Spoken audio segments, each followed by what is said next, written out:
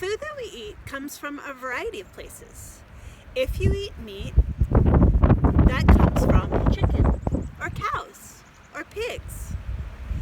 Animals also give us things like eggs.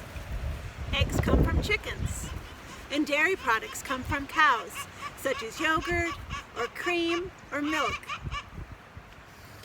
But where do fruits and vegetables come from? Most fruits and vegetables come from seeds in the ground. The seeds get there from a variety of ways: by water, by wind, animals, explosion, and people. Many people choose to have a garden so they can control what they grow and then later eat. It's also magical to watch a plant grow and to take care of it as it grows up.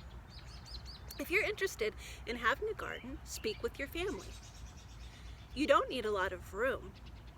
People the world over have very creative gardens. Many people live in cities and have gardens on balconies and porches and small containers and hanging pots.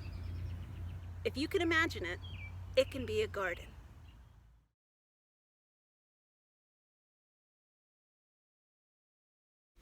Before you plant your garden, you want to have a garden plan.